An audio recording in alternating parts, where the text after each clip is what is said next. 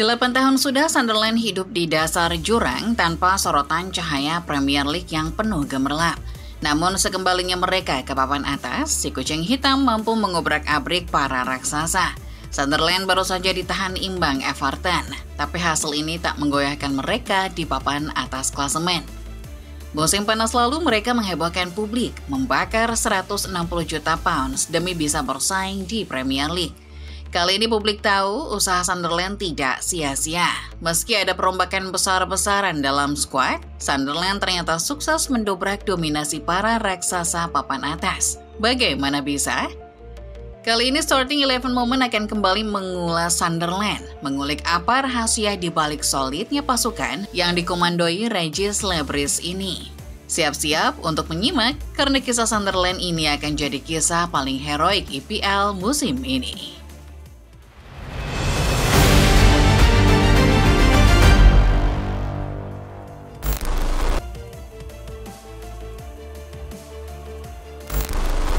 Terhitung sudah 8 tahun Sunderland tidak lagi eksis di Premier League sejak mereka terdegradasi pada musim 2016-2017. Namun, pada musim panas 2025, The Black Cats kembali. Skuad asuhan Regis Lebris merangkak naik ke kasta tertinggi dengan cara dramatis, menang di babak playoff melawan Sheffield United. Sejak saat itu pula, Sunderland mengirim sebuah pernyataan tegas. 160 juta pounds mereka bakar di bursa transfer musim panas 2025. Christian Speakman, Direktur Olahraga Sunderland, serta pelatih Regis Lebris bukan sekedar bakar uang. Mereka merancang sebuah masa depan, memanfaatkan sejumlah pemain yang lapar untuk menggemparkan Premier League. Perekrutan Granit Xhaka menjadi pembuka drama. Gelandang veteran yang pernah memperkuat Arsenal itu ditebus seharga 13 juta pounds dari Bayer Leverkusen. Pembelian tak berhenti pada nama Xhaka seorang. Setelahnya, Sunderland merekrut 3 pemain seharga 20 juta pounds atau lebih, termasuk Habib Diarra dari Strasbourg seharga 30 juta pounds. Laman Transfer Market mencatat Sunderland membeli 11 pemain anyar di bursa transfer musim panas. Jumlah ini belum termasuk sejumlah pemain lain yang datang dengan status loan atau peminjaman.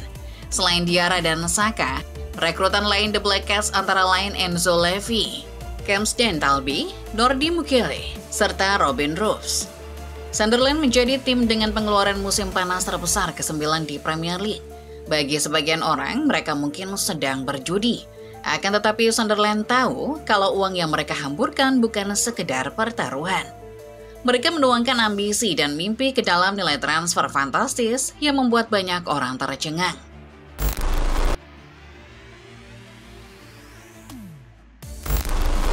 Dua musim terakhir tidak ada yang spesial dari para tim promosi yang datang ke Premier League. Burnley, Sheffield United, dan Luton Town datang untuk menantang para penghuni kasta pertama pada musim 2023-2024. Namun ketiganya dibuat tak berdaya dan langsung angkat koper kembali ke Championship di musim berikutnya. 2024-2025 cerita yang sama terulang. Ipswich Town, Leicester City, dan Southampton berusaha menantang dominasi tim-tim Premier League. Namun lagi-lagi, 3 tim promosi itu dibuat hancur lebur oleh para penghuni kasta tertinggi. Ipswich, Leicester, dan Southampton kembali ditendang menuju jurang degradasi. Akan tetapi, dengan kekuatan finansial yang dimiliki, Sunderland berusaha memutus stigma jelek soal tim promosi. Setelah melakoni 10 pekan Premier League, akhirnya mereka sanggup patahkan mitos bahwa tim promosi cuma numpang lewat. The Black Cats menekuk sejumlah tim kuat, sehingga mereka kini bisa bercokol di papan atas klasemen. Dari 9 laga awal, Sunderland berhasil mengemas 5 kemenangan, termasuk 1 kemenangan mengesankan melawan Chelsea. Anak asuh Regis Lebris tertahan melawan Everton pada pekan ke-10. Namun 1 poin menghadapi The Toffees tetap tidak melengsarkan mereka dari papan atas klasemen. Arsenal, Manchester City, dan Liverpool masing-masing menempati urutan 1-3 secara berurutan. Bukan pemandangan langka, tapi di posisi keempat ada Sunderland, sebuah fenomena yang cukup jarang ditemui akhir-akhir ini. Sunderland seolah mengirim pesan bahwa kutukan promosi ini sudah remuk.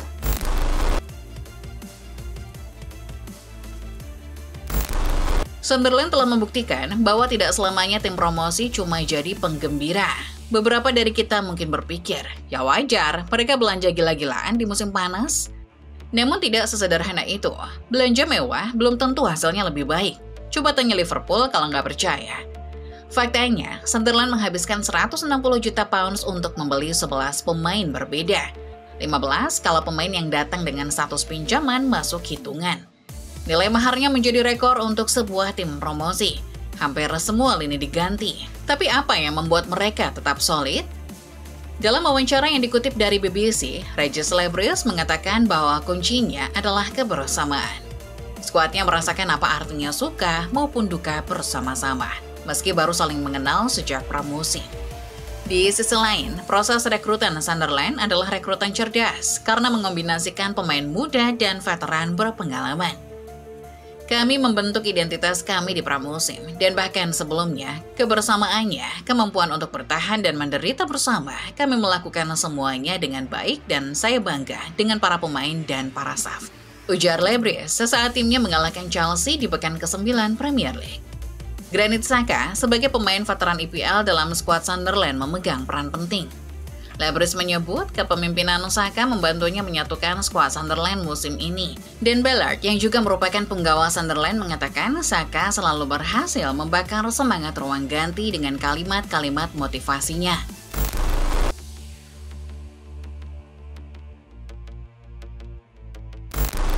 Di balik setiap tim yang sukses, tentu ada otak hebat yang mengatur segalanya. Dalam kasus Sunderland, kredit terbesar tentu layak disematkan kepada Regis Lebris. Sebuah laporan mengungkap bahwa Lebris adalah lulusan fisiologi olahraga dan biomekanik. Sebuah fakta yang mungkin tidak mengejutkan melihat bagaimana Sunderland bermain. Regis mengungkapkan ia selalu percaya pada sebuah sistem terstruktur dalam setiap permainan tim hebat. Dalam hal ini ia mencontohkan AS Monaco asuhan Arsene Wenger tahun 1987 sampai 1984. Barangkali itulah yang menginspirasinya dalam menangani Sunderland selama 2 musim ini. Lebris menekankan pentingnya penguasaan ruang ketika anak asuhnya melakukan proses bangun serangan. Sementara ketika bertahan, ia meminta timnya memasang skema 5-4-1. Lagi-lagi dengan ide menutup semua ruang yang bisa dimanfaatkan tim lawan. Saat berhasil merebut bola, tim besutan Lebris akan menyerang dengan cepat dan presisi. Dalam sepak bola modern, yang paling penting adalah adaptasi taktik. Maka dari itu Lebris tak jarang mengutak-atik skema permainannya yang tidak berjalan.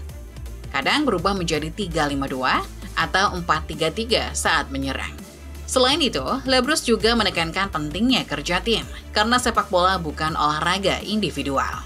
Singkatnya, kesuksesan Sunderland secara taktikal tercipta karena kerjasama tim yang luar biasa. Dan ini selaras dengan poin kekompakan yang sudah dibahas tadi. Setiap kali satu pemain Sunderland menguasai bola, pemain lain siap mengcover area lain, supaya ketika bola direbut, mereka sudah siap menghadapi counter lawan. Solid menyerang, solid bertahan. Itulah Sunderland.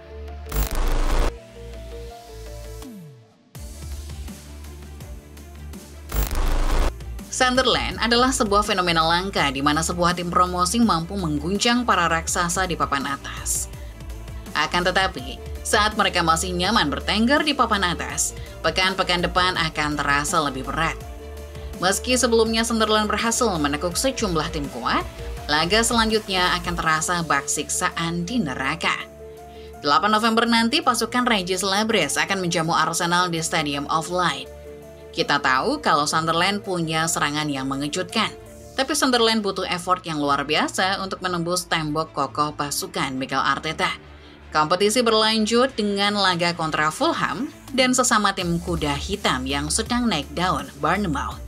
Puncak kegilaan, bulan Desember, Sunderland dihadapkan pada 2 laga berat dengan rentang cuma 3 hari. Satu melawan Liverpool di Anfield, dan satu lagi melawan Manchester City di Etihad. Liverpool adalah sang juara bertahan, dan Anfield adalah tempat yang sulit ditaklukkan. Sementara itu, City tampak telah menemukan performa terbaik mereka setelah musim lalu sempat angin-anginan. Menang di Etihad Stadium juga tidak akan mudah, apalagi mengingat City punya sesosok monster bernama Erling Haaland. 5 pekan ke depan akan jadi pekan-pekan berat bagi Sunderland, tapi justru di situ letak asiknya. Seperti yang dikatakan Regis Lebris, kami menderita bersama. Filosofi itu akan menjadi pedoman dalam melewati sosok-sosok raksasa seperti City dan Arsenal. Sementara dunia akan menyaksikan apakah Sunderland cukup tangguh melawan para raksasa ini atau justru akan dihantam dengan mudah. Itulah dia Football Lovers pembahasan mengenai kunci Sunderland menantang para jagoan papan atas Premier League. Untuk saat ini The Black Cats masih duduk nyaman di posisi 4 besar. Tapi, karena kompetisi belum berakhir, menurut kalian, sanggupkah Sunderland bertahan? Tulis jawaban kalian di kolom komentar ya. Jangan lupa like video ini kalau kalian suka, subscribe channel Sorting 11 Moment, dan nyalakan notifikasinya, supaya kalian gak ketinggalan setiap pembahasan dan update menarik seputar sepak bola setiap harinya. Terima kasih, dan sampai jumpa.